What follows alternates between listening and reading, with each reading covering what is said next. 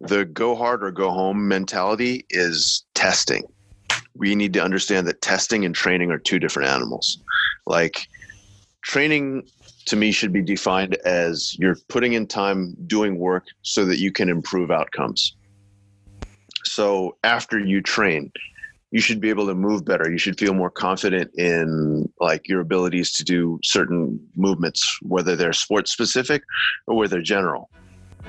Welcome to Trauma to Triumph, where our goal is to empower, inspire, and give you the means to stand up, take control of your life while embracing your inner badass. I'm your host, Kim, and this is our 22nd episode.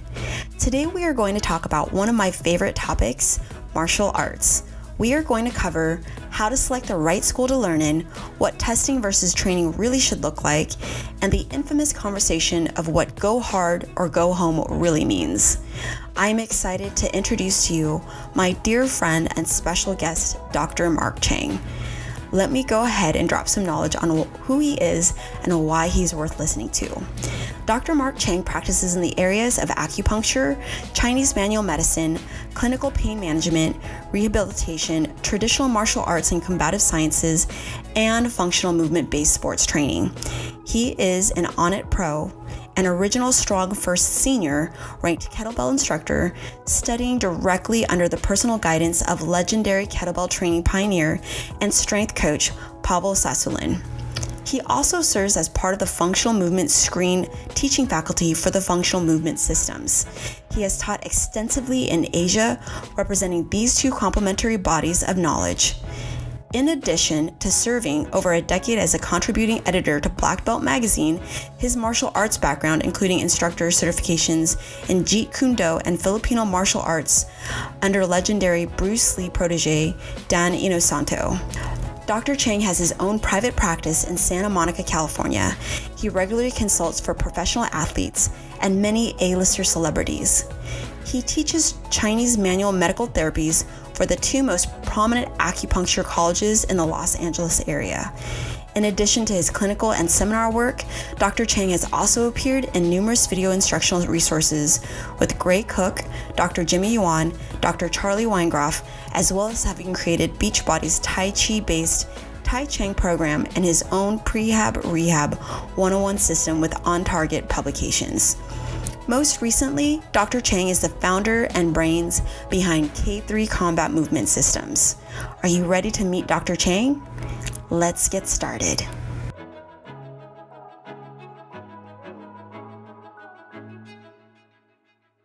I'm really excited. Today we have Dr. Mark Cheng. So excited for everybody to get a chance to hear his perspective on life, training, acupuncture, and martial arts, and a million of other amazing things that you're currently doing. So welcome to the show.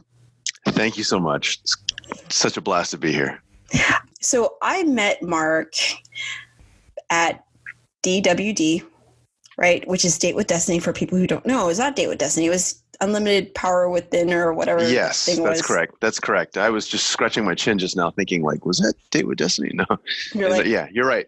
Yeah. Unleash the Power Within. Right. So it was really funny because when I first initially met or heard about you, and I didn't really hear about you from just one person, and this was the thing that tripped me out, right? So my good friends, which was like my first original coach when I decided to start training for fights, Marlo Farland up in Burlington. So Marlo and I ended up going to New York, and we were going there to help crew a Tony Robbins event. And he was like, you have to meet my really good friend, like blah, blah, blah. And he's like going down this list. He's like, he's the only guy who's ever helped me correct my hips. And like, after working with him, he's like this miracle worker and like amazing things. Right. And so it's funny. So he's like talking about how great you are for like days. And then he's talking about how like all this other stuff. And then it was really funny because then I had like another high school friend who isn't from Washington, who has no connection to Marlo whatsoever. And I'm going to New York in like this random place. And he's like, oh, you know, one of my other buddies, he's like the godfather of my daughter is going to be there and you have to meet him. And like crazy enough, it's like, okay, when I found out, I'm like, who is this guy that you guys are both talking about? I swear there's like some similarities. And of course it's like me that connects the dots, right? And so the crazy part was like both Marlo and both Alex are like, you have to meet this guy. And they have no connection with each other. They just know who you are. And I was like, well, there's obviously a reason I'm supposed to meet this guy. And I ended up meeting you and I was like, yeah, I was really supposed to meet this guy. And it's crazy because like the amount of like magnetic energy that you create. And I remember like meeting or having you meet with one of the other crew members. And he was like another guy who was like really big into some, I don't remember what martial art was that you guys were like totally geeking out over. Good question. I don't remember that interaction. So it was really funny because like everybody was like watching you, like you came in and you're like had these magical healing powers. It's like Dr. Cheng with a magical hand. Sounds so I think bad. that was all Marlo's hype job. I should have paid him for the PR there. Right. But it was crazy because everybody was lined up like wanting to work with you. And I'm like, Jesus, I'm just trying to get a few minutes with this guy. And like the line's like out the fucking door trying to like get in and like sit with you. And so that's how I ended up meeting Mark. Like I've seen you with the US Olympic team. Right. Actually, this U.S. Speed skating team, Olympic speed skating team. So I was there with them for the Winter Games in 2018. In Korea. In South Korea. Yeah. You just do some really amazing work with some serious A-listers. Like I think I've seen you with like Wesley Snipes and Triple G and like a few other people. Like the list goes on and on and on. It's like pretty ridiculous. So you're kind of like big time. And then on top of that, like you're like one of the very first original Asian infomercials in terms of like some of the things that you did way back in the day. So like when Tony Robbins was coming out, like you had your own infomercials going on. And I was one of the first to, I think, come out and put Tai Chi out through Beachbody right. And do it in a way where it wasn't all mystical and what. It was just like, this is exercise. There's a logic behind this. And it should make sense regardless of what your point of view is. Yeah. So there's some pretty amazing, epic things that you've done and that you still continue to do. So just super excited to get into your head about the theories behind training and parenting and all of like the good things that makes you Dr. Mark Cheng. The crazy thing too, though, is that one of the things that for most people who've listened to this podcast, they've heard Alex's story on how he overcame some serious trauma, and you were pretty much the source for that. Like you helped him to like realize some things and get him into the right place. And you tend to do that for a lot of people, and maybe not on purpose, but you do it quite a bit because it's really interesting to see that you're the sage and the counsel for many, many people. And it's really great to see that because you have such a good perspective and you're healthy and you want to promote like the right type of mindset and heart set and community. So that's a big deal. Yeah, that's something that I'm just slowly coming to grips with, because sometimes for me, it's just like I'm talking to a friend or I'm talking to a client or I'm talking to someone that, I just feel like I'm talking to somebody rather than thinking in terms of giving them quote unquote sage advice or saying something to them that'll be like that dramatically transformative. Do you know what I mean? Mm-hmm. So in those moments, I don't come across with that, or it doesn't dawn on me that I'm having that kind of conversation that could be that impactful, but just trying to connect to them in a way that's like, hey, let me help you see something that you're not quite seeing right now that could help you in life. Yeah. And you do it to people that are extremely influential, which makes it great because there's a lot of weird shit that gets put out there. And it's funny, I was actually having this conversation with one of my buddies earlier, and I was like, whenever you're in martial arts, you definitely have like your good seeds and the ones that are a little bit more challenged that really shouldn't be giving advice to other people. And you're like, I was like, I need you to come back to the gym because I need you to infiltrate your mindset on the young, influential men. And so it's great to have your voice out there where you train so many incredible athletes and professionals, and you want to make sure that that message is on point. I think I've been lucky in the sense that, growing up in this field, I've certainly made my mistakes, but luckily they haven't been so major that it's impacted someone to the point where it's crushed them. If you give advice, or if you're in the business of giving advice, whether it's, training advice, or whether it's lifestyle advice, or whether it's emotional advice, and you guide someone down the wrong road, unintentionally, there are some serious consequences that could happen. Luckily, in my case, I think we all make mistakes, being in that position, being in a position of leadership. But luckily, I was able to make mistakes and learn from them and correct my own delivery, my own path, my own mindset, without hurting anyone that badly along the way. So I'm grateful for that. So I have a really interesting question for you, which I know you totally love this question, but I'm going to go ahead and ask it anyways. Hit me. What is something crazy that nobody knows about you that you could share with our audience so that they can go back and be like, oh, that's pretty cool? Crazy. God. Or even not cool. Like, just something like not very many people know. Give me something Alex doesn't know. That would be awesome. Gosh. Guys like Alex, Kenneth J, these guys, it's like I'm an open book with them. Jimmy Yuan also, he's another guy. I tell him everything. Gosh, what is something that most people don't know? I want a deep, dirty, dark secret. I'm just kidding. Gosh, I wish I could come up with something that cool. I'm so sheltered. Bullshit.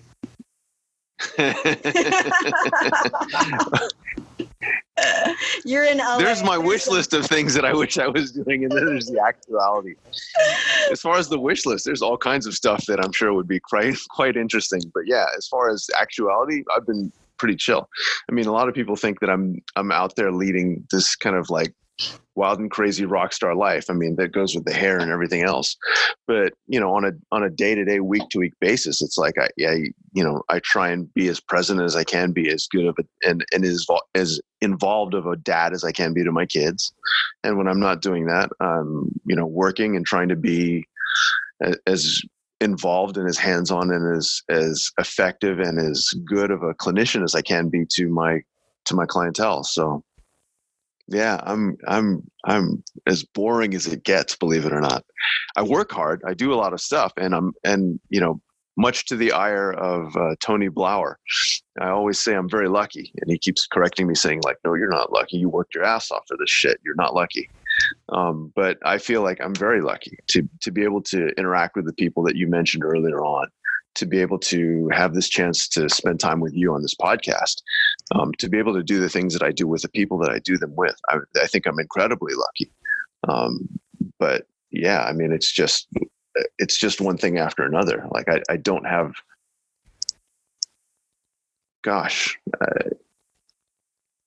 it's not like there's a lot of dead time where I don't get to be involved with really cool or really like, some impressive folks.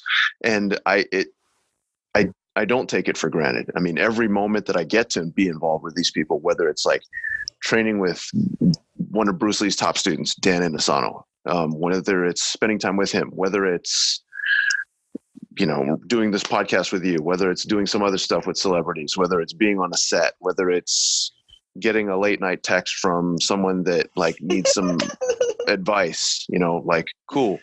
I wish it was a different kind of late night text, but no, I'm not kidding. But then it wouldn't be text. Anyway. So that's that. Got it. All right. We're going to drive yes, down. podcast listeners can hopefully not see me blushing, so that's all good. So you have done a lot of work in martial arts, and you just trained recently and received your black belt. Yes. My Taekwondo black belt. Yes. I had a couple of black belts before that. But yeah, black belts before that. I mean, it just black belts are black. I think the attitude about a black belt is great in the sense that like the Gracie's attitude was wonderful. I think it was Helio Gracie that said, a black belt only covers 2 inches of your ass. It's up to you to cover the rest. And I agree with that. I think like regardless of the color of the belt that's around your waist, or like no belt that's around your waist, if you can scrap, you can scrap.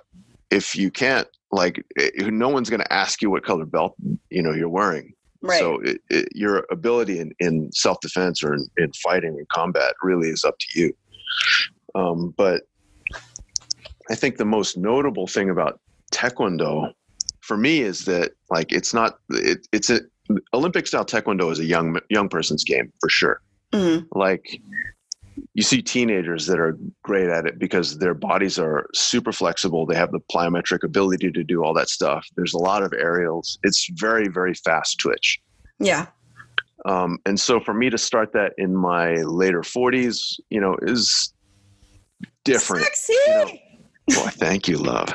But yeah, I mean, prior to that, I had a black belt, actually 2 different black belts in Shuai Jiao, Chinese wrestling. And then a black belt in Inasano Kali.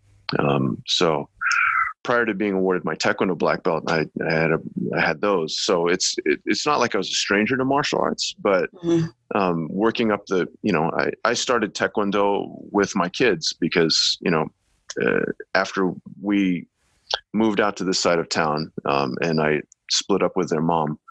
At the time, their mom wouldn't let me be the sole source of martial arts instruction for the kids. And so, which is so weird. It is what it is. But she wouldn't let me be the sole source of martial arts instruction for the kids. Mm-hmm. And so she demanded that if the kids were going to train, that I would have to put them in a martial art that I didn't have an existing rank in, and under an instructor that I didn't have a pre-existing relationship with. So dug around, found a place. It was a great place. When we started, it was run by the 2000 Olympic coach, Young In Chun. So it was great school. Started there. At the time, she actually joined as well, just to make sure that, I guess everything that I was doing was on the up and up. And so, yeah. And then, started as a white belt alongside my kids, and then just gradually worked up and tested with my son. That's so awesome. Yeah. How old is your son? 13. So testing with your son was like, what kind of experience was that? Like, that is so cool. It was pretty cool. There were, I think 6 of us that tested that day. But yeah, I mean, it was really cool to just test with my son because like I knew his ability level and I was really curious to see how he would perform under pressure. Mm-hmm. The pressure of he does martial arts. He's been doing martial arts with me for a while. So it's not like he's any stranger to what goes on in martial arts. Mm-hmm.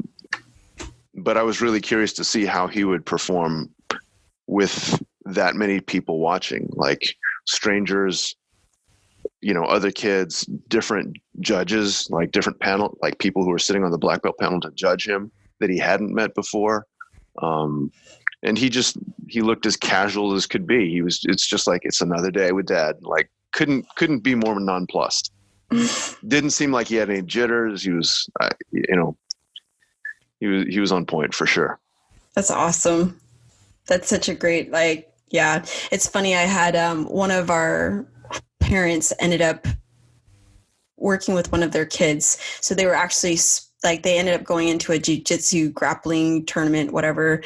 And they were in the same weight class, in the same division. And they ended up competing against each other. Like that has to be the weirdest thing, right? To end up doing that. And I think, yeah, it was crazy. I'm like, oh, I can't wait for my kid to get big enough so that I could work with her. That would be fun.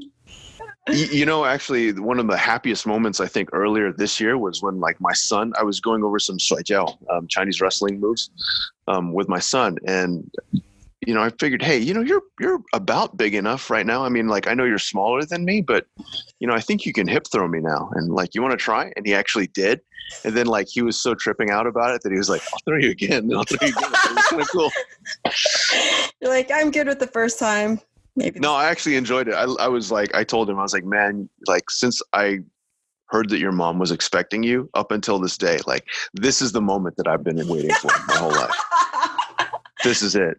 So like as you get taller and stronger and more able and wiser, like I look for more and more of these times, because more and more of what I say to you is going to matter in a different way. That's so great. So what are some of the things that you want your son to know within martial arts, both your son and your daughter in martial arts? Like, what are important things for them to understand? Ooh, so many. I'll come from the perspective of something that I missed on the way to where I am now. Strategy is key. It's not just hard work, but strategy, like laying out a plan for the future. Like there are times when I will go into a scrap and it's just like go toe to toe and go to war. And there's a time and a place for that. But I think the thing that I'd love for the kids to be able to learn is to engage with a plan of attack, or a plan, like a flow chart in their head for the future, rather than just like, I'm just going to jump in and then like, well, whatever happens is whatever happens. Like strategy is key, not only in fighting, but also in business, and also like so many things. There's a time to be spontaneous. There's a time to go with the flow. But I think for them to understand beginning with the end in mind is a skill that I didn't always, and I, even to this day, I still don't always enact as well as I should. So how do you give them a bird eye view of like what that strategy is supposed to look like, especially since like they're in a place where they're just learning how to,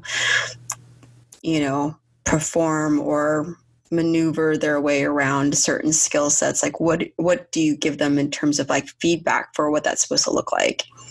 In terms of movement, you mean? Movement, growth, strategy for martial arts in general. Like what is like the game plan? How do you lay it out? Okay, so a lot of it is just flow chart. Like if you do this, then what? What do you think the other person's going to do? How do you think they're going to react? And if they react that way, where does that put you? So really just taking the time to sit with them and question things and teach them how to question. I think kids, certainly kids, and in a lot of cases adults, only think about an immediate interaction, and they don't think about like what's going to happen down the road. Like if I do this, then they'll do this, which means something else, blah, blah, blah, blah. Like the flow chart is too few steps for most of us.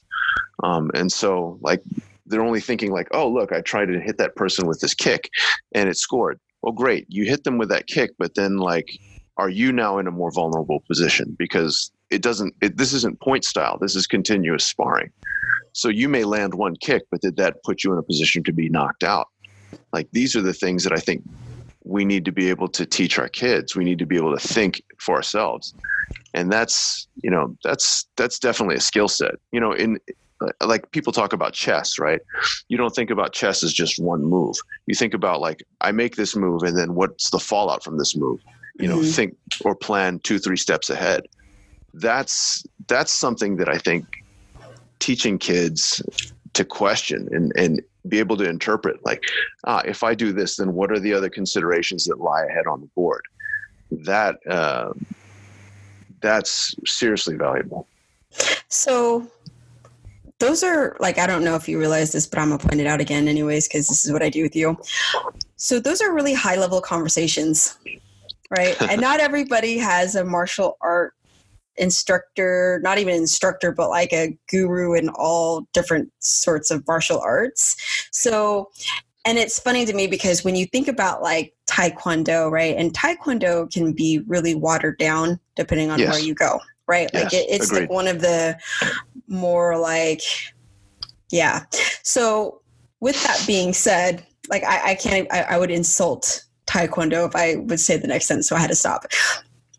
So with that being said, when you don't know the difference, when you're not somebody with your background and you don't know how to have those conversations because you've never done a martial art, you have never had experience with that, like how do you teach your parents to go and look for those things or question that stuff so that they know how to lay out that platform for their kids, right? Like a person who's like, okay, I want my kid to have martial arts background, have something to be able to defend themselves. I'm going to put them in Taekwondo. Like for a parent who doesn't know the difference between good and bad, how do you help them understand that so that they can essentially be able to have that strategy plan with their kids? Because that's where like the whole like black belt thing comes in like handy, because they're like, oh, okay, like this is what they're testing for. This is like how I know. And that's why I think that people, when they talk about black belts and stuff like that, like for the people who are really in martial arts, we understand that, right? That it's not like just because you have a black belt doesn't mean that you can go and kick somebody's ass. Because like if you take a kid from AMC who's been training in jiu-jitsu that doesn't have any belt system, because they're just teaching the kids how to have fun and how to throw them around and do all these things, but have a really good skill set. And then you take them to like the jiu-jitsu place next door and they have all of the belt systems, right? But the belt systems don't mean shit because their instructors are shit and they don't have like really good form, and they don't have like the teachers who have a good watchful eye on that. It's like, how do you really tell the difference? Because most parents who don't know that are like, oh, well, my kid has a black belt and your kid has nothing. Do you know what I mean? Like, not right. And that's like saying like, if you're basing your kid's worth, or you're basing your worth based on what you have, then it's sort of like, you know, your kid or you yourself may have the Maserati, but whether or not you know how to drive it is a totally different issue. Right. So I think with parents that are looking for martial arts programs to put their kids into, probably the real test and the toughest thing to do is go in and watch like 4 or 5 classes if you can. Like ask the owner, ask the chief instructor, hey, we're shopping around. Like, I know you want to give us a trial test or a free whatever lesson to sign up, but would it be all right if before we even start the trial class, if I came in and I just like, before I bring my kid in, I'd like to watch how classes are run 4 or 5 times. And then based on that, then we'll talk about bringing in my kid. I think an instructor who's a person of integrity should go like, yeah, sure, cool, whatever, no problem. Knock yourself out, just don't disrupt class. I think that's totally fair. If the instructor's really trying to hard sell you, that's an indicator too. Maybe you want to, like if it's about business and it's not about character development, it's not about relationships, it's not about the art, then maybe you're in the wrong place. So I would encourage parents to go into a place, go into a gym, watch how they teach their programs, watch how they treat people, get a sense and understand the scent of the culture there. Like when you can vibe with the culture, when everything that keeps happening there, even when negative things happen there, when things happen there that you're like, I like how this worked out, even in times of conflict, then you've got the right place. That's good advice. It's funny because a lot of people, they don't really know how to research that. Time is the toughest thing. I mean, like, I think when it comes to research, people are looking for a magical trait to go like, look at this. But over time and with my own experience, I've seen that all the times that I've heard of, just look at this one thing, that kind of reductionist approach is setting people up for failure, because there are always other factors that are just as important as that are being omitted, for whatever reason. And really, we need to invest time.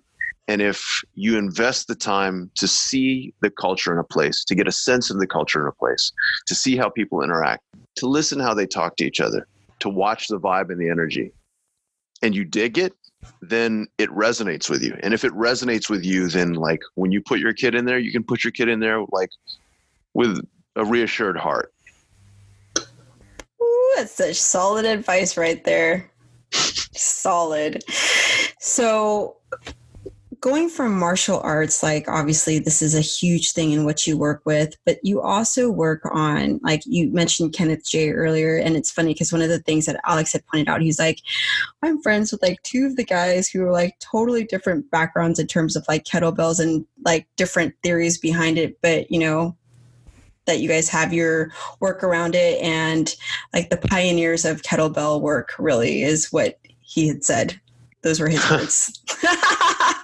It's funny to hear that because someone just messaged me on Instagram yesterday saying that like, hey man, when I was a teenager coming up, you and Kenneth J were my heroes in kettlebells. And I'm like, Jesus Christ, like, have I been in this game that long? And then I realized it's like, wait, I've been teaching I've been teaching under Pavel Tsulin. Pavel was the guy, for those of your listeners who haven't been that familiar with like the history of kettlebell training.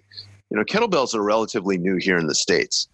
They've been around for forever in like Slavic Europe, but they're relatively new here in the States. And the guy that basically brought them over and started the movement in recent years, as far as repopularizing the kettlebells, or I should say popularizing the kettlebells to where they are now, is a gentleman, former Soviet special operations instructor, Pavel Tsulin. And I've been particularly fortunate to have probably 90% of my instruction directly from Pavel. So I got to, it's awesome. I got to drink directly from the purest of wells. And so I started learning with Pavel, I think in 2004, and I did my instructor certification in 2006. And so I'm thinking, when I was listening to this kid, or I was reading his message on Instagram, and he said, since I was a teenager, and I'm thinking, since you're a teenager, what the? And then oh wow, it's 2019, and I was teaching. I've been teaching since 2006. I guess it makes sense now. That's awesome. 15 years of kettlebells. Who'd have known? And back when I remember back then, even in like 2008 or 2009, like when I'd say kettlebells, people were like, "What? Kettle what?" Yeah. And so, yeah, it's amazing how much fitness has changed in the past like 15 years. So I remember when we were talking about this, one of the biggest things about kettlebell work, and it was funny because like Alex was showing me like a typical movement that you would do, and then a typical movement that Kenneth J would do, and like the contrasting differences, right? Like just like all the, theories behind both. And my question for you is, what is your thought process behind kettlebells, and what's important for people when they're actually utilizing it? Because you have so much wisdom in terms of form, intensity, all of that good stuff. So give us some feedback. I think with any kind of weight, with any kind of implement, learning how to become comfortable with it and command it in an efficient way and a powerful way is what's important. Like anyone can take a weight and then by sheer force of will or brute force, like get to move it. Mm-hmm. As long as it's within a reasonable range. But brute force versus technique yields very different results. Like brute force, oftentimes, especially if your body's alignment or your body's posture is not on point, that brute force, in terms of like a physical manifestation of an internal stubbornness, gives out over time, and that leads oftentimes to injury. And those injuries are ones that we don't want, we don't need. I think training with kettlebells is one of those things. I mean, one of many things, but certainly with kettlebells, you have to realize where your form or your technique or your posture goes offline.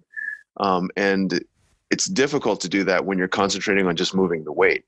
Mm-hmm. So having the benefit of someone giving you real-time feedback, especially tactile feedback or visual feedback, is crucial. So like a lot of people who think they can teach themselves how to use a kettlebell, you can teach yourself some things about how to use a kettlebell, but to have optimum use of it, to have the most efficient use of it, to have the most powerful and beneficial use of it, it's probably best if you learn from an instructor. Certainly there are outliers who are people who are like, they can look at something once and they get it, mm-hmm. But these are the exceptions, certainly not the rules. Right. So it's kettlebells are a little bit tricky, right? Because there's swinging, there could be jerkiness, there could be a lot of like some really serious shit gone sideways. Sure. Just like judo, if you think about it that way, for sure. Oh yeah, most definitely. So the question comes into like, the whole, and you see a bunch of athletes, right? Like overtraining is definitely an issue. Training at a weight level that's more than their body can actually handle is an issue. The ability to understand all of those things and how they work, and putting them together. Like I always love when, my macho guys come in and they think that, it's more about like how much weight they can lift and their form's all jacked up. And I'm like, dude, I just want to come over and fix you. But what is the safest and most effective way of training? And I guess not even like the safest, because like, here's what it comes down to, right? Like any hardcore athlete is going to be like trying to get to wherever they want to go.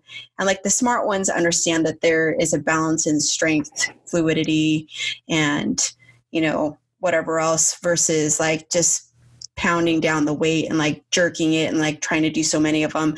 Like, what are some of the things in terms of like thought processes that you have in the way that you're training kettlebells and to get stronger, better, more capable of taking on more in different arenas would you actually recommend?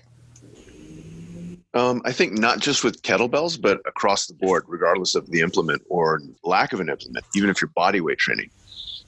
The go hard or go home mentality is testing. We need to understand that testing and training are two different animals.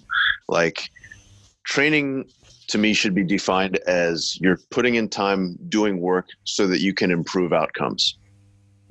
So after you train, you should be able to move better. You should feel more confident in like your abilities to do certain movements, whether they're sports specific or whether they're general.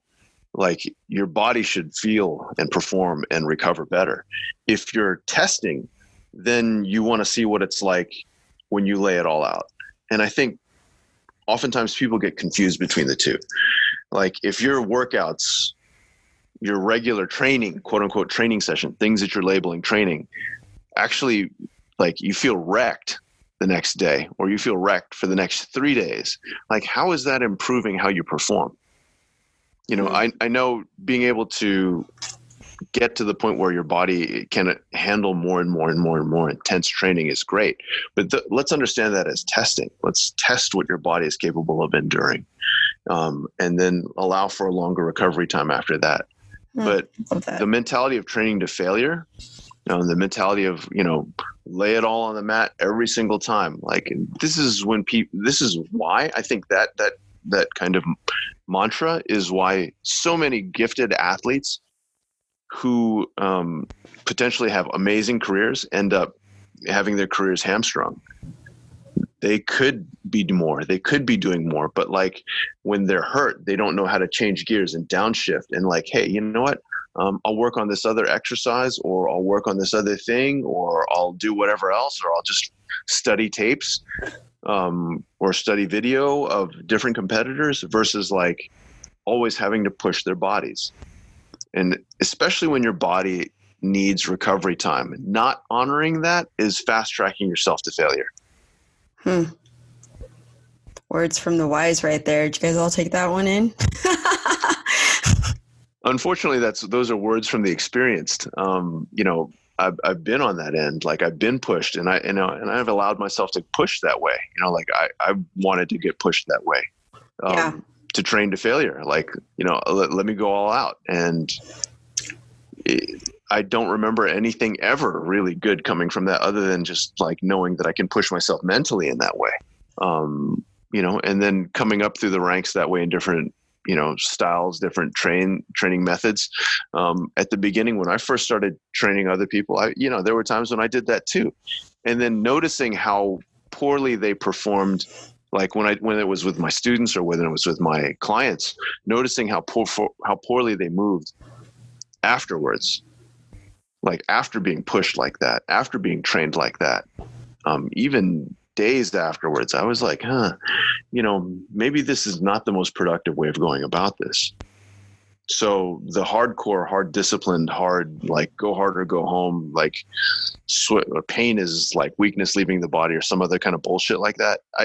There's a time and place for that. And there has to be context. Yeah. Okay. Pain is weakness leaving your body. What kind of pain? Is it mental pain? Is it emotional pain? Is it the pain of your impatience? Is it the pain of your like character growing? Those are the things that are the pains that I think we need to glamorize a little bit more, rather than like, hey, your body hurts, your knee is throbbing, whatever. Yeah, just suck it up, go through it. No, dude, no. Like that's the talk of a dumbass. truly. Like I know I'm putting some people on point here, but like, I think as coaches, as wellness professionals, as instructors, our first and foremost job should be to ensure the safety of the people that we're working with. Mm-hmm. And otherwise, we're just bullying them into breaking their own bodies. I think that's something that people need to be able to honor and understand. Like, understand when a coach or an instructor or someone else that you're working with in whatever capacity is bullying you, and know when to say, like, cool, I understand your approach, respect that, peace, later. And walk, vote with your feet, vote with your wallet. So it's interesting that you say that, because I'm going to talk about my men and, my women, but I think men get the brunt of this more than we do because we're apparently not as strong. Again, I say that with like complete sarcasm, but I know that from like a man's perspective, right? To say that and to be tested on that, like, we kind of know that most men aren't going to be like, oh yeah, I'm going to vote, I'm going to walk away, because then I'm going to look like, I hate to say the word, but you know what word I'm talking about. And it's like, sure. Oh, well, like, I'm not that, or I'm not going to be tested on my strength because I'm going to sit here and I'm like, do it and whatever else. And kind of like to this point where, and I'll give you a perfect example, right? So like, as a girl, if I'm sparring with you and you're bigger than me and I tell you like, hey, bring it down a notch, like, you kind of have to bring it down a notch because you're like 100 pounds bigger than me, right? But as a girl, and I know that I've been called out on having a little bit of a heavy hand. And as a guy sparring with me, like, you're not going to come to me and say, hey, tone it down a bit, because that tests your masculinity, right? Like, it's saying, hey, like, and it's funny because I'm like, oh, do I go too hard? Like, I have to literally ask guys to say, hey, like, will you let me know if I'm going too hard? But nobody's ever going to say that until like you really fish it out of them. And it's like, so to your point, when you're talking about like vote with your feet and walk away, like, how do you make it so that people can actually hear that and really like let that shit sink in, so that they're not doing something to test their fucking ego, but they're actually like realizing, do you know what I mean? Like, there's a huge difference. Yeah. As you're telling this, I'm thinking about like all the different people that I've been training with, and yeah, wow, there's so many different shades of how that could go.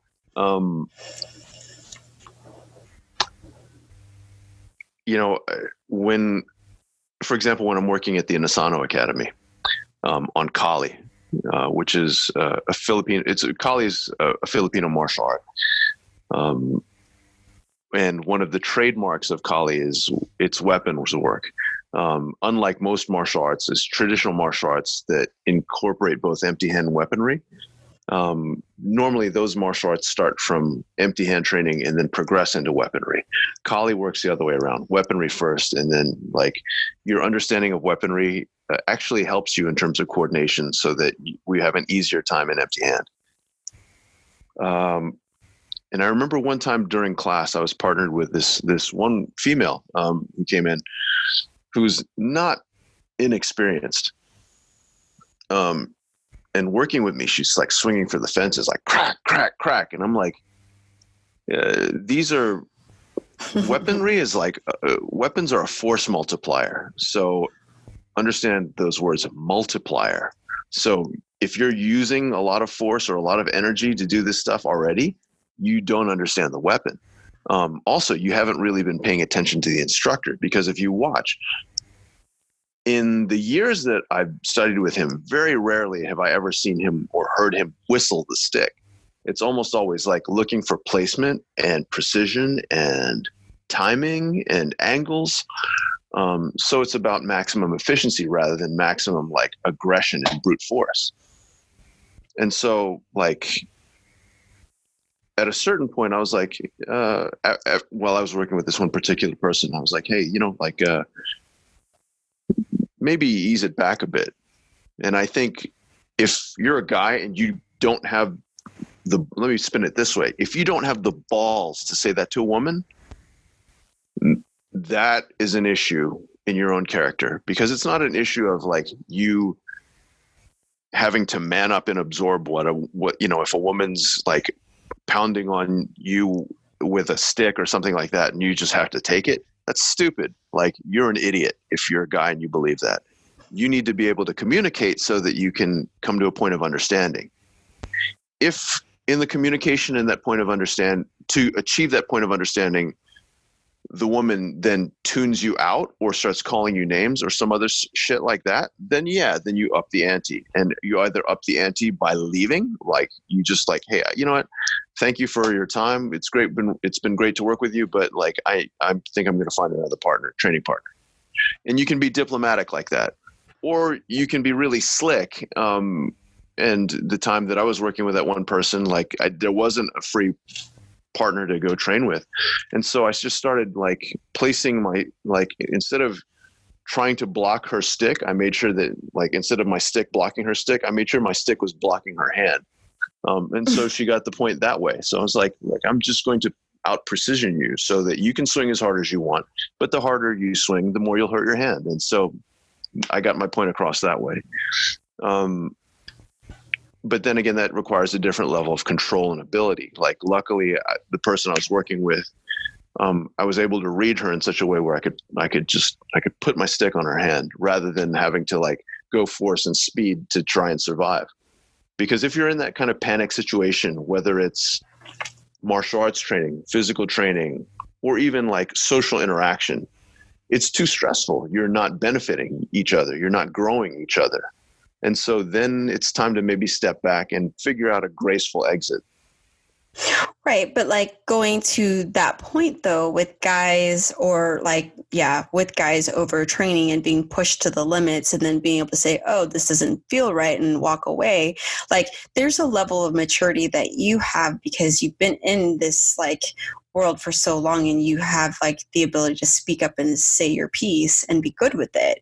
Right. But for the younger guys, and especially when you think about like, you've been to Korea for, the Olympics, and you see these guys pushing themselves to like the maximum limits, like every single time over and over again. And I'm pretty sure to some degree, like some of it's healthy and some of it is like extremely unhealthy, depending on who you're working with and whatever else it may be. So how do you teach them to say, hey, you know what, there is this difference between like testing and training to actually get better. And then if somebody doesn't honor you, because that whole bullying thing that you're talking about, that's like a real deal. Like, that's some real shit. Like, you see that in like fight gyms everywhere. You see that in martial arts schools everywhere.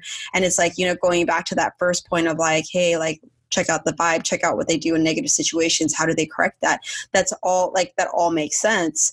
But like, in a situation where you're being bullied by, maybe a coach, or like you're being like shamed by another dude that you're training with, like, to be able to say like, hey, like, let me do the smarter thing and walk away from this situation. Like, how do you get guys that are so worried about and I don't want to say that they're worried about their ego, but they're too young to know the difference. Do you know what I mean? Too young or too aggressive? Both. Because or either. There have been guys that are much older than me that still come out with that like go hard or go home kind of shit. Oh yeah. And just as much as there are young guys, I would actually venture to say, now that I'm thinking about it, I think more older guys have been so raised in that go hard or go home mindset that they don't know any other way. And so like, I'll see guys like in their mid 50s on up still pushing themselves to failure in the gym. And like after their third or fourth or fifth rotator cuff surgery or whatever the hell, it's like, you still didn't learn. Like, really, dude, like change your process and then you will change your results. Like, if hypertrophy is the end goal, or breaking a sweat is the end goal, like, but it comes with the price of like every couple of years you've got to do another reattachment surgery or some kind of bullshit like that. Like, come on, like, find the brain cells and rub them together. There's a better way. When someone doesn't want to hear you, and like, let's say that person is your training partner for that day, the toughest thing to do is to just go like, hey, after class, let's talk. Mm-hmm. like, let's talk. We need to have a talk because like, this is not safe. This is not intelligent. This is not cool by me. I understand you want to rev at a certain level. Awesome. Where I can meet you, I will gladly do that. When I don't feel comfortable with that, like you revving harder and faster, it just makes it counterproductive for me. And if you're so focused on that you can't be that kind of training partner to me, then, or, can't be that kind of training partner for me to help me come up, to help me like build up my abilities to rev at that level, then we've got no business training together. And yeah, I understand that takes a little bit of confidence and self-assuredness to be able to say, but at the same time too, if you're new to this game as a student or new to this game as in any capacity, you've got to look at it as far down the flow chart as you can. So let's go back to that idea of the flow chart. You may survive that one workout and push yourself, but if you push yourself to the point of injury or overuse or intimidation, like where you're kind of internalizing that intimidation, and even if you survive down the line, then it's very likely that you're going to be the kind of person to intimidate others as you teach them, as you bring them up. And is that the kind of person you really want to be? These are tough questions to have to ask, but I think they're the ones we need to teach people, that are the necessary questions they need to ask very early on, and not shy away from those conversations. Which brings me to the next point. So I know that you have been working on a program that you're really proud of, and I believe that's K3, right? Yes, exactly. And so I just love all of the things around K3 that you've talked about, that you've been promoting. Tell me about this program. K3 started off as a conversation back in 2009 or something like that. 08, 09, when I was traveling like a mad dog at LAX, probably like 2-3 times a week, almost every week. Around that time, I kept getting people messaging me through whatever means, asking like, hey, you do all this different cool stuff. Like, what would be your ideal workout? How do you train? What is it that you do? And I thought about it and I was like, everything comes back to like 3 Ks. Kettlebells for 1, kick punch arts for 2, and then 3 would be Kali or Kabikabong, or implement or weapons-based martial arts. And I thought, okay, so everything comes back to this. So whether like it's capoeira or silat or kung fu or tai chi, whatever, those empty hand arts, and then looking at different weapons based arts, and plus the strength training stuff. I was like, it all kind of, the binding logic here is like a K3 thing, like strength training in a way that builds ability tactically, empty hand work that not only feeds health in the body but also gives you self-defense or martial arts skills. Same thing with the weaponry. And so I started putting that together as K3 combat movement systems. And then as time went on, and life kind of got in the way for me developing that, in that lull time, I also came to realize, like, wait a minute, why am I just focusing so much on martial arts and combatives? Like, if you look throughout history, some of the dopest fighters were, if you look at how their training progressed, these people, before they became known on the battlefield, all of their training was geared towards improving their athleticism and their ability to recover. Mm-hmm. That made them superb, not only as combatants, but also as leaders. And so I was like, maybe I need to spin this a different way. So I looked more closely at all the stuff that I was doing in K3 and thought, like, we can really, really mitigate risk, really like almost eliminate risk by the use of safety equipment, by the use of moderating drills or modifying drills, in such a way where people don't have to worry about getting like clobbered. They don't have to worry about getting injured. Because for me as a medical professional, like, the first rule is do no harm, right? The Hippocratic Oath. So in training people, if we can get them to feel more comfortable in their bodies, to develop new skill sets, to be more fit, to be stronger, to recover faster, to have better performance on the field or on the court or on the mat or in real life, and do so without putting them in danger, do so while highly engaging them, do so while challenging them, then isn't that the gold standard? And so that's what we made as K3. So using drills from Kali, Sistema, Taiji, Capoeira, Silat, Kung Fu, whatever. I mean, all of these different martial arts that I've had the good fortune to be exposed to and trained in, I've extracted drills that I thought, these are good drills, but now let's modify them so that the likelihood of injury, even if someone screws up, is next to none. And do it in such a way where we can slowly add speed, we can slowly add risk, we can slowly add whatever, but only when the people that are doing it, who are partnered up, can demonstrate an ability to control or like cover the other person in the event of the other person making an error.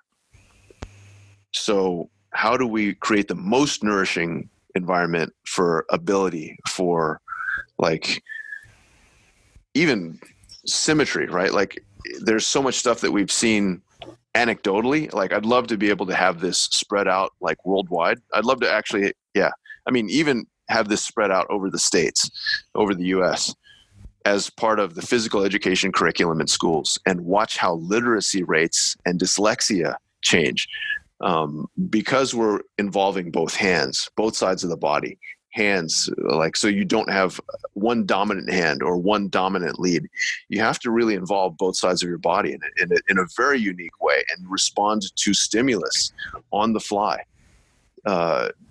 We're seeing that dyslexics are having a better and better time reading after undergoing some of this training. So like, this is this kind of thing that I'd love to see more of spread. That's awesome. So you're doing your first, well, I don't know, is it your first one in New York in September? Is like the first training? That'll be the second one. Yeah. So that'll be our second public workshop. We did a beta launch that was just Jimmy Yuan, the co-developer, and I, one of my best friends, who's a doctor in Phoenix, and his patient list reads like the who's who. If you think mine is, man, he's next level. Truly an amazing physician. He and I did a beta launch with a lot of our colleagues and peers, like a bunch of other doctors, performance folks who are in the high performance field, folks who work a lot with pro athletes. And so we worked with them. We had a beta launch with them only, just to get their feedback. And then we did our first public workshop in LA a few months ago that was really well received. That was superb. In a little bit more than a month, we've got New York coming up. So yeah. It's exciting. It's very exciting. Hopefully this episode drops before that launch, that date, and then we can reach a few more people that might not have heard of this and can benefit a lot from this. So the K3 that you're doing in New York, though, I thought, so for some odd reason, like help me understand this, I thought it would be for like instructors that are going to teach it, but it's for actually like the regular everyday population that just wants to learn about it. Sure. So like the way we're teaching the course, this is the thing too. This is the thing that I think a lot of people may have some preconceived notions about. Like the way we teach K3 is, if you're an instructor in martial arts already, even in the different martial arts we're drawing from, like even if you have instructorships in like Kali, this, that, and the other, and you come in, don't expect to be able to cruise this. And I'm not saying don't expect to be able to cruise this in terms of like physically we're going to abuse you, because that's certainly not the case. We're going to teach you how to look at the skill sets that you've already got in a totally different way. And so when we taught in LA this past time, we had two very high level Filipino martial arts guys, Kali guys, come in and joined us. And both of them were like, dude, I like this was, very eye-opening. This was like, in some ways, like over my pay grade. And that was a very interesting comment for us to hear, because we thought these guys might be bored. And in fact, they go like, man, like, we've been doing weapons for like decades, and seeing how you teach it allows so many other people to access it in a way that's totally different from how we came up through the ranks. So that was great. And because we had people like that in the same room working with people that had never touched a stick before. And so for them to be able to work together cooperatively and be able to change gears and mesh together, even though these people had different backgrounds, was super unique. One of the things that like I love to drive home in terms of a mentality or a touchstone for training methods is scalability. So if I have a guy that's like, I don't know, a 36-year-old former track athlete who's in the performance industry, let's say, and a 6-year-old little girl, the two of them should be able to train together. If I choose an intelligent drill for them, they should both be equally engaged. I just have to put the right training wheels on each person. So the 36-year-old doctor might be doing a stick drill, for example, with my 6-year-old daughter, who doesn't have that much strength and, is a little bit shy. And so as she's doing this drill, maybe the things that she has to do are very simple, just practicing simple movements. But the responses to those simple movements on the part of the 36-year-old former track athlete have to be a little bit more complicated. And he has to be able to make sure that he's responding with precision and efficiency rather than brute force and speed. So yeah, we put guardrails on so that even someone that's going to be like that kind of like testosterone freakish, like go Sparta kind of person, still has to be able to regulate themselves, even when working with someone that they may think like this, there's no way this person can be a good training partner with me. If the drill is correct, and if the mindset of the drill is right, and the guardrails are put in place intelligently, everyone should be able to benefit equally. I love that. I can't wait to see this thing in action. Yeah, when are you guys coming to Seattle? We need to drag you out to New York. That'd be all bad. We would love to see you in Seattle. I will get you some space out here so you can teach whenever you're ready. Oh my goodness. If only our listeners could see you blush now. So we are coming up to our hour, which I'm so sad because, obviously I can talk to you forever, which I typically do anyways. I would love to know, what is something that you would like to see from people that would help change the way that we live? Ooh, slow down. I think if people learn to slow down and would not be so afraid of taking a look inside and being critical, looking inside with a critical eye and saying like, I could do this better. I could do that better. And not just to beat ourselves down, like in a hypercritical way or condemnatory way, but to go like, hey, this is where I'm weak. This is where I it's not something in my comfort zone. How do I ask for help? How do I find someone to help me level up? And to go through that process, I think, we as a culture across the world would benefit so much more, rather than like going into that point of view or that attitude where we're just like, I can front my way through this.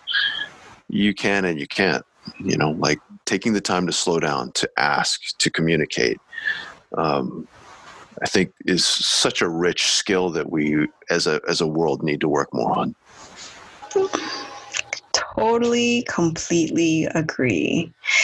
It's interesting, that last part, ask for help. Think about how many people struggle with doing that and feeling like they have to do it alone. For sure. I mean, like, let's even talk about like therapy or counseling. I think, the average guy out there looks at it like, oh, therapy, that's something new agey or whatever. Like, these rich guys do it, or these weirdos do it, or these weaklings do it. And I think for whatever reason, that kind of unnecessary stigma is hamstringing their own development, hamstringing their own growth, hamstringing their potential as men. Like, dude, if you want to man up, like, get together with someone that can point out the flaws or the holes in your game so you can address them, especially your flaws in your game as a human being, because everything that you do physically doesn't really matter for shit if you're a crappy human being. Right. So I'm going to elaborate on this before we close out, just because I love this topic. It's interesting. So I have this theory, right? Like, whenever you see somebody that's getting ready to go into a fight or getting ready to, do a tournament or something of the sort, and you can see the ones that are super aggro and super, heavy and like serious and not really enjoying that experience. And then you see the person who looks people would refer to as weak or soft or whatever else, and they're like smiling and they're enjoying that process. And like, for me, whenever I see that and like there's those two people that are going in the ring, I'm like, the person that's angry is fucked. Because there's a level of settling in and being comfortable and knowing like the ability to be able to flow and move and like not be in your head.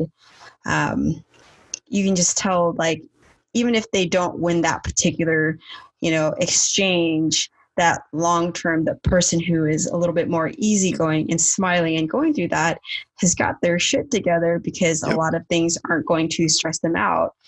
Mm-hmm. And to that point where it's like, I always get this from guys, especially in the martial arts world. It's like, I'm not going to go and do therapy. Like, I hear what you're saying, but that's not necessary. And for me, I'm like, you really want to know how to upscale your game? Fucking go to therapy. Totally.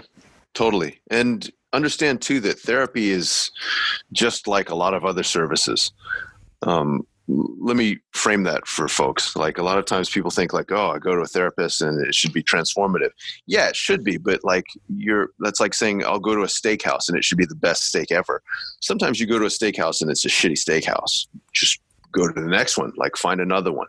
It doesn't mean that all steak is terrible. It just means that particular place that you went to wasn't the right one. Similarly with coaches, similarly with like physical therapists, similarly with acupuncture, similarly with chiropractors, similarly with like therapists. Regardless of the field of human endeavor, like, just because you have a bad experience with one doesn't mean that all the others are worthless or aren't beneficial. Look around. Just because you had a bad experience in one boxing gym doesn't mean every boxing gym is a joke or is a bad thing. Similarly with Taekwondo, like, yeah, I understand that some schools or some martial arts folks like poo-poo Taekwondo because they're like, oh yeah, it's just a belt factory for little kids. Not really. If you look at some of the better run schools, a lot of these Taekwondo schools that are really well run have training programs such that like the best fighters can almost like toy with you. And they're working very, very like narrow skill sets while they're sparring with you, and doing so in a way where like they're just touching you while like you're trying to land on them and you can't. And so that's a different level of skill. So being able to recognize that they're working that level of skill is key. Like, look for someone that's going to teach like that. Similarly, look for a therapist that really helps you get to the bottom of your issues, that can like understand what you're talking about and that doesn't leave you feeling like shit. Like, if you feel like, wow, there's some things I need to change. But this therapist didn't frustrate me, didn't like demean me, didn't like make me feel like I'm wasting my time, didn't like, oh, so how do you feel today? Like, there are some people that take money for that. And then there's some people that really can help you understand where the holes are in your game that you can't even perceive. And so that's crucial for your development. Just like the boxer that doesn't realize he's dropping his guard hand until his coach points it out to him. Understand that from the mental game, from the spiritual game, from the social game, that's just as crucial as well. So when you've got a therapist that can tell you, hey, in this social context, you're dropping your guard hand, or you're not bobbing and weaving, you're just standing still. Like, these are things that you need to understand about your mental game, your spiritual game, your emotional game. So yeah, I can't say enough about that. Yay, we're on the same page on that one. Thank you so much for taking the time to share with us some really incredible insights in some of the projects that you're working on. So a couple things. I'm going to make sure that everybody has access to you in the show notes. I know that you have a really huge, like the most ridiculous following on like Facebook and Instagram. Not nearly as ridiculous as I'd like, but really all of my handles are kind of uniform across. It's at Dr. Mark Cheng. So at DrMarkCheng. And that's on Instagram, Twitter, and Facebook. Awesome. So they can find you there, and then they can also find you. Is K3 already sold out in New York? No, not yet. For whatever, LA sold out rather quickly. New York is just kind of, we've still got a couple, like more than a couple more spots from what I remember as of the last time I checked. So yeah, hopefully we can get some people in on that sooner rather than later. Sounds good. We will make sure that we post something up in here so that people have access to it. I have lots of listeners in New York. So if you guys are listening to this, make sure you give my really good friend a holler at K3, and you'll actually get to see both. I'm assuming that Alex is going to be there as well. I hope so. I think so. So yeah, come just check out what we're doing on social media. Again, at K3 Combat. So K3 COMBAT. You will see both of my favorite people in New York. And if you get there before I do, I'm just jealous. We're going to have to find a way to get you there. Sounds good. Well, thank you so much. I'm going to go ahead and end this, and we will talk to you soon. Thank you again. Dr. Mark Cheng is hosting his last event of the year for K3 in New York City. If you're interested, you can find the link on the website or find him on Instagram at Dr. Mark Cheng. Sign up for his newsletter, and while you're at it, make sure to sign up for mine too. You'll get access to exclusive information only shared with our subscribers and nuggets of great information not shared on social media. If you found this episode to be helpful and want to connect, come to my site, which is kimbao.co, kimbao.co.com, and drop me a question or let me know what resonated. There's always room to improve, and I would love to hear the feedback you have for me and to be able to connect. Thank you so much for your time. I appreciate you, your insight, your willingness to hear another perspective to add to your arsenal of amazing tools you already have. Enjoy right now, and we'll see you at the next episode. Much love.